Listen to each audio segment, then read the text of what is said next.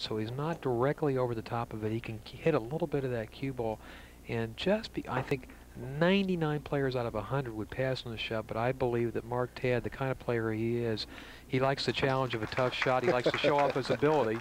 I have a funny feeling he'll get up there and shoot this ball just because he sees an open 2 ball. Okay, I agree with your prediction that the type of a player Mark Tadd is, he's one of the very few that may accept this shot. But even though the right side of the cue ball is hittable, and he's not directly over the 9, that suggests that he's going to put a little bit of right-hand English on the cue ball, and that'll even shorten it up more, sending it into the balls on the left, and the likeliness of a hook then will become even greater. I'm going to take it a step further. I say that Mark will take the shot and he'll miss the 2 because it's a tough shot. Well, then you're a favorite once again. Okay, there's Efren Reyes having his problems against Sal Butera, trailing in that match 3-7. But he is at the table preparing to break the balls. Nick, notice the difference in the light on table number 1 compared to the featured table where Pat Fleming and his very competent staff with Bowling has set up television lights over top the feature table. Oh, well, I was wrong. He walked back, he took one look at it and just waved to Kim. Oh. Okay. Well, okay, and I think Kim has put himself in a very precarious position here. Yeah, that's a sign of maturity that Mark would pass that shot, because I think there was a time where he wouldn't.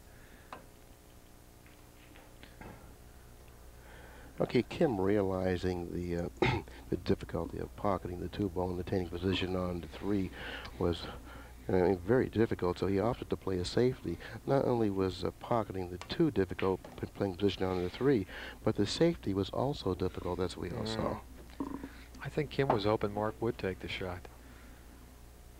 It may have surprised him a little bit that Mark walked back in and hardly glanced at the table and just waved him right up there.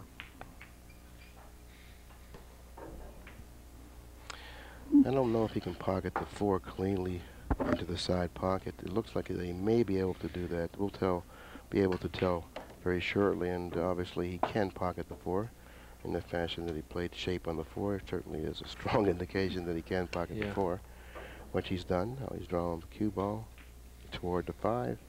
He's in pretty good line here. All you need to do is come cross table. I'd use the other side of the side pocket to play position for the 6. I wouldn't go to the short side. I go above the side pocket here. I think he's going to do just exactly what you told him. Well, going that way is a little more risky. That was risky. He was only about 2 inches short of the side pocket there. Even with the break, this match is ahead of the other matches. They've played more games than any other match this round. It's because both these players don't waste any time. Well, Mark Tadd in particular, he's a very, very fast player at the table, taking very little time in between shots. Again, he's straight in on the 8 ball. He tapped the chalk on the rail, show his displeasure with himself. But he's got that big stroke where he can get that cue ball around if he's got to. Well, if he's forcing it to the side cushion and back down table, watch out for this corner pocket. The lower right it's open there, and he could go into it because that particular type of a shot is extremely difficult to control the direction of the cue ball. Look at this, boy. He's in a bad spot. He can't even reach this ball. Well, he's an excellent banker. Yeah, it's one of these Q-Techs. He's playing with one of these Q-Techs similar to what Earl uses. Bank this ball. Yeah, it's fallen off into the rail. Gave up the game. I didn't particularly care for the way that he banked the ball. With the speed that he hit it with, certainly didn't help the direction of the shot. He didn't have a lot of intensity on that shot, that's for sure. He kind of slow rolled it like he was lagging a one-pocket shot. No, before I shoot a bank like that, I'm going to play safe. Yeah. Before I shoot, because if you miss that bank at the speed that he hit it with, you know you have to sell it out, number 1, right? Number 2, by hitting it with that soft speed using the bridge, you decrease the accuracy of the shot. Number 3, you do not allow yourself the chance to make it 2 cushions. He didn't look real comfortable with that bridge, I'll tell you. So the way that he hit that ball certainly was a sign of inexperience to me. Yeah. Well, again, like many money players, he's used to playing matches where he never would use a bridge.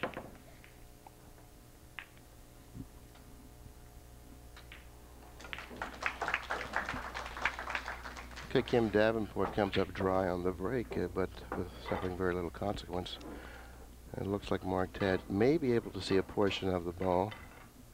Well, of course, I can't tell from the angle that I have.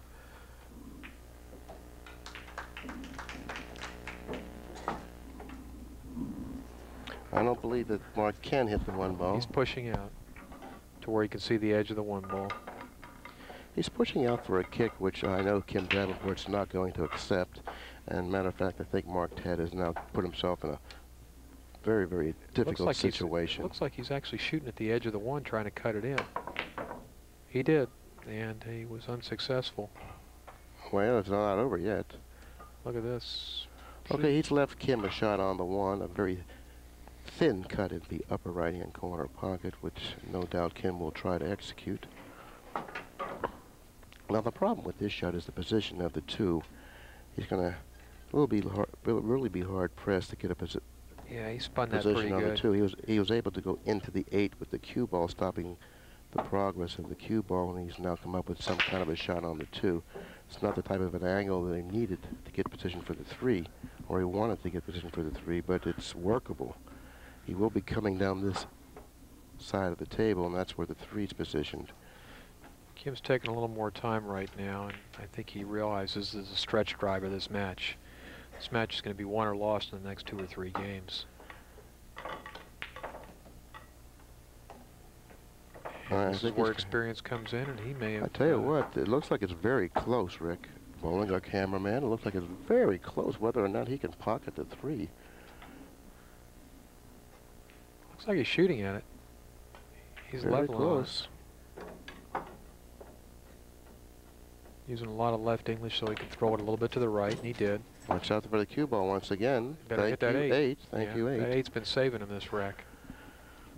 Okay, once again, he seems to be in a tight position here where he has to avoid the 9. He has to drop in between the 6 and the 7. He has to worry about the side pocket. There are a lot of things that are happening. Oh, he went around the 9 into the 6. That's a good shot. That's a good shot he made there. He used excellent judgment in choosing that path for position for the 5. This is the key shot of the rack, attaining a nice angle on the 6 to drop nicely for the 7. Looks like he may have to go down table and possibly even around the 9. See, I didn't like going around the 9. I like this coming up, back up toward the 7, staying to the left of the 9, which will aid him in 2 different ways. One, he'll have a nice angle on the 7. After pocketing the 7, he'll use the side cushion to go cross table for the 8.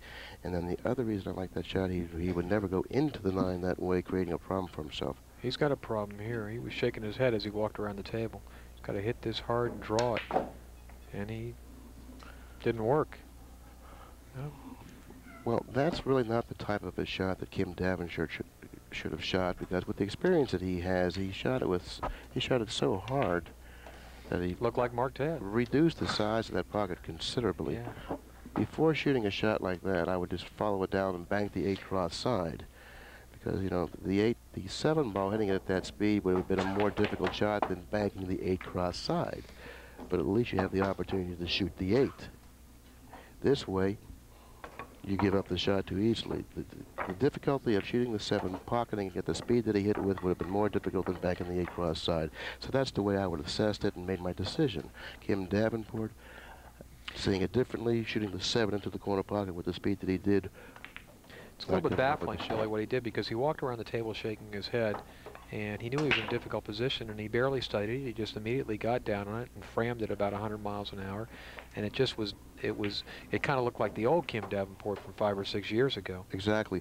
Now, what I thought happened there, Jay, was simply a matter of being really unhappy with himself on position for position on the 7, and he had a mental lapse there. Right, and he had definitely had a concentration lapse, and he didn't allow himself to regroup after playing poor position on the 7 and making a good decision. He just said, oh, heck with it, I'm just going to head and just whack this in and draw the ball back, and that's what he was thinking and nothing else. Yeah.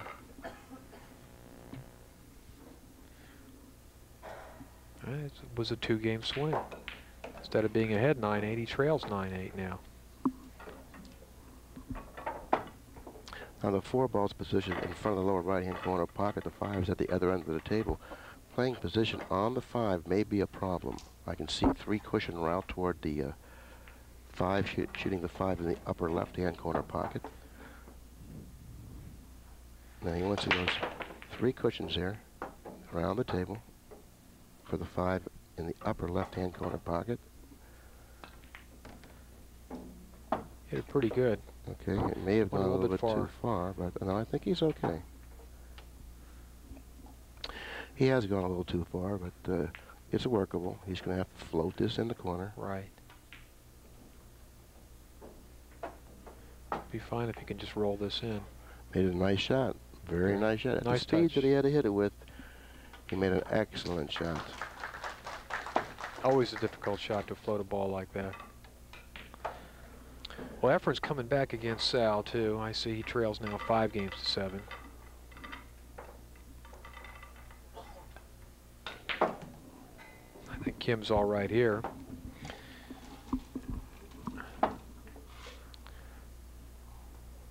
We've had an extremely close match so far. Nobody's taken a big lead. I think Kim had 1 2-game lead. That was it. Or excuse me, Mark had 1 2-game lead. That's true, Ed. You know, and each of these players have had opportunities to, you know, extend their lead. That cue but ball something fell happened, you know. That cue ball fell over and almost got corner hooked. He's all right. So now we got a 9-9 tie. It's a race to 4 from here. On the adjoining tables, we got a couple upsets in the making. Whether they'll transpire or not remains to be seen. But Jose Del Rosario leads Varner 8 games to 5, and Salbutera leads Efren Reyes 7 games to 5. All those matches are certainly not over by any means.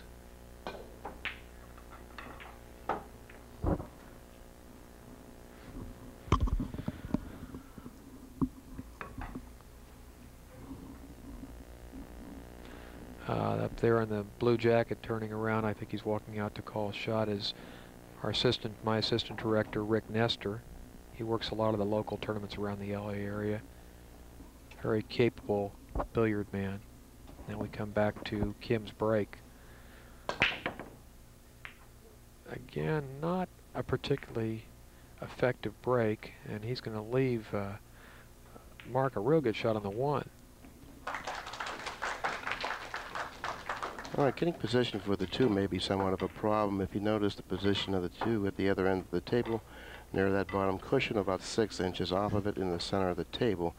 Now, he would like to go cross table twice, but the 8 ball may preclude him from being able to do that. So let's take a look and to see exactly how he plays position. He did. He won. He was able to avoid hitting the 8, going cross table twice, and ending up in pretty good line for the 2. Looks like the remainder of this rack, providing that he keeps his concentration level high, shouldn't be a problem for him. The balls are open. I think both players are in their groove right now, so we're going to see Mark Tad's A game, which looks just like this. He shoots, he gets himself in position, and by the time the cue ball stops, he's ready to shoot the next shot. He doesn't waste any time at all, a la Earl. It's got to elevate slightly here, so this is probably the key shot of the rack. Yep. Pocketing the 6 and getting a nice shot on the 7, which he's done very nicely. Back to the center of the table for position on the 7. Very smoothly done. Game number 19. Appears that it's going to go Mark Tad's way. A 40-second rack to Mark Tad. And it does. After game number 19, now it's Mark Tad, the man with the lead, 10 games to 9. Well, they've been trading games all the way, Billy. I got a funny feeling that it's a big advantage to being at the table right now. It's been Tad with the upper hand throughout the entirety of the match, leading by 1 game, 2 games, and then back to even, then by 1 and 2 and 1 and the even again. But he trailed very shortly by the score of 5-4. But since then, he hasn't trailed. He's been either tied up or in the lead. So Kim Davenport's been the man the entire match that's been fighting. There's not a real strong feeling one way or the other. I don't think there's a clear-cut favorite here. I think this match could still go either way. It could go either way, but Kim Davenport's the man that's been facing the adversity of coming trailing. from behind, you know, Yeah. trailing and coming from behind all the time. So therefore, I think there's a little more strain that's been put on him. Mark has had the good fortune to have had the lead throughout most of the match. I wonder how it would be if Kim got a game ahead. The 2-7 is where Kim's going to face a problem. If he makes this long one ball, which he should.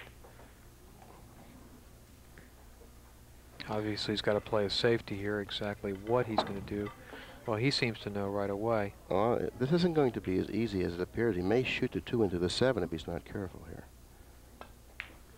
Or Well, he banked the 2 right in the If pocket. he pockets the 2, he could create a problem for himself too. He didn't want to make that ball. What he wanted to do was double bank the 2 and try to hide Mark behind the 3, 4, and the 7.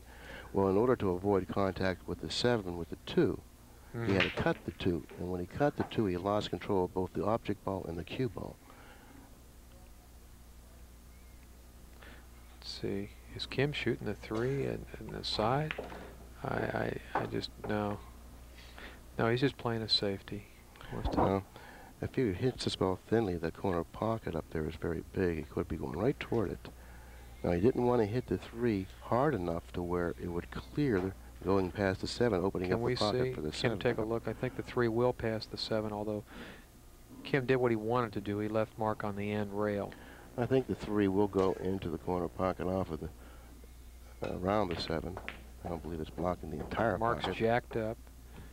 He's got about a 10-foot shot here, so this is not an easy shot. He's going to go into the 4 if he pockets the 3. And he did, and I think he got away with it. He certainly did get away with it. Hitting at that speed, he didn't figure to come up with a shot.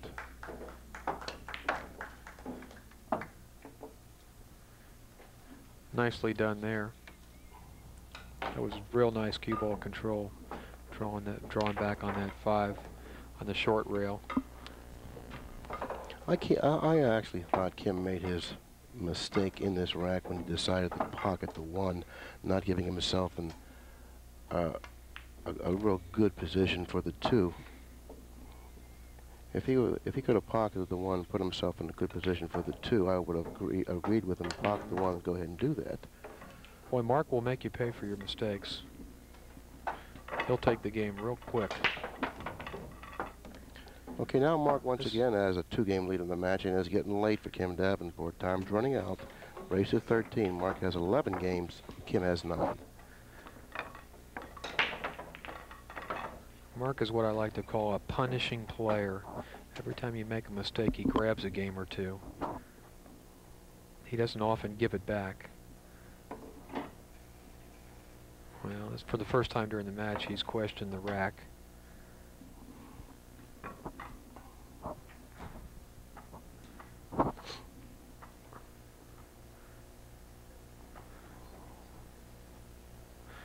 You know, one thing we've seen very little of since the beginning of the match is balls going on the break, which is surprising because both these fellas have strong breaks. I know Mark would dearly love to make a ball on the break and have a shot at the 1 this rack. He'd love to get to the hill. Going to see a big break here. Well, he hit him pretty hard. Yeah, he got did. 1 ball. He really laid into the break, that rack. Pocketing Made 2 balls. Two yeah, balls on the he had a break. shot at the 1. This could be the coup de grace. Now Kim has to be concerned with getting back to the table. Yeah.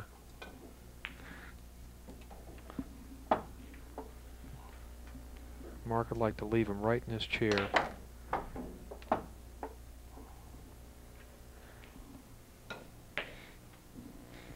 Once again, he works through the rack. Ooh. Very surprising.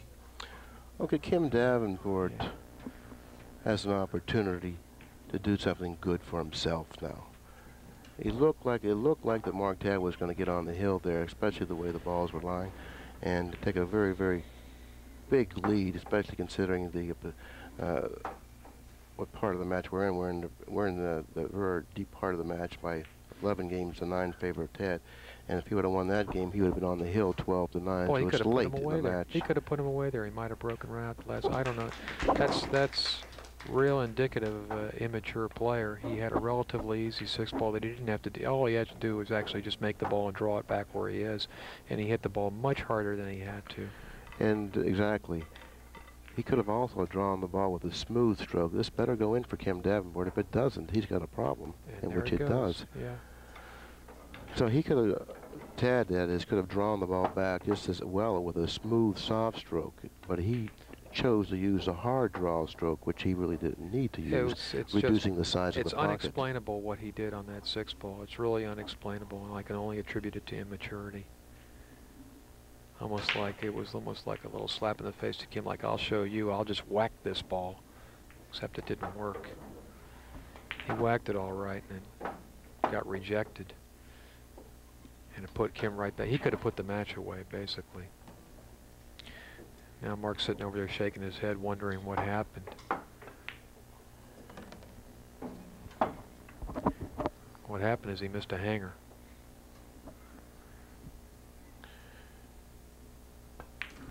And what happened is the start of a comeback for Kim Davenport also. Instead of being behind 12-9, it's 11-10, and he's breaking, so he's very much in the match.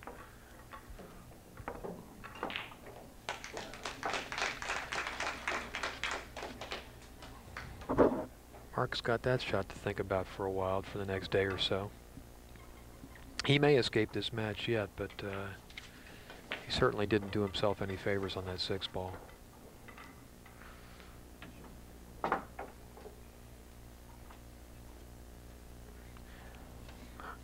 think there's a word for that, name for that, called fear of flying. It was almost like he saw that he had a chance to win the match and he found a way to throw it away. I think he realized that he was on the verge of beating Kim Davenport. Look out. Ooh, the 9 almost went in the side.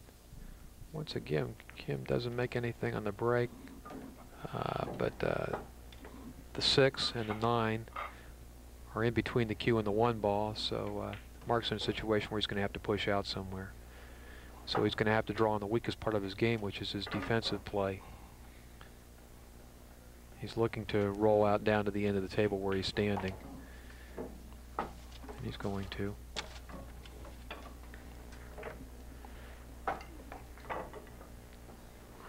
You know, I look for Kim to take this shot. There's a wall of balls to the left of the 1 ball, and they are the 4, 6, and 9. If he rolls the 1 ball or the cue ball down to the table, hitting the left side of the 1, I think that he can possibly get Mark behind one of those balls.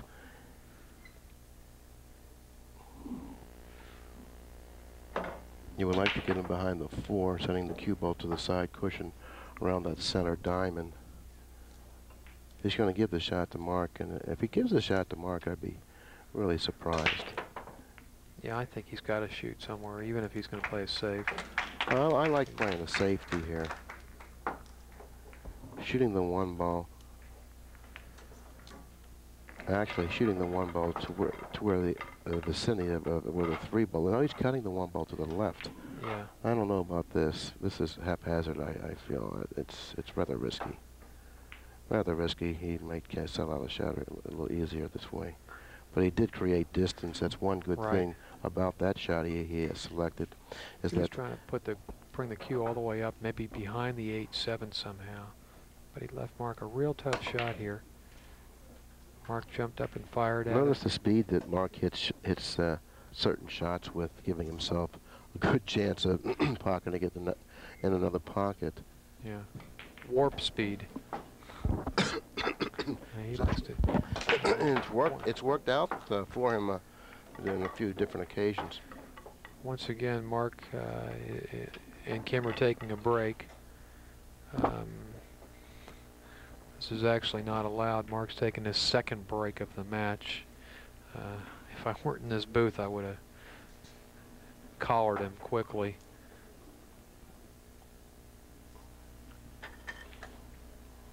Yeah, he would be allowed to take a break if it was Davenport's break, but Davenport was at the table. Mark just walked away. He did two no-nos there. He did not report to the control desk and let Assistant Director Rick Nestor know that he was leaving. And two, he left the table for his second break of the match, and you're only allowed one. Well, being the tournament director, what's your response to that here up in the booth? I mean, tell us exactly how you feel about that, if anything will be done about that, or are you going to reprimand him in any way when you see him, or are you going after him now? Which apparently you're not. Actually, I'm not going to go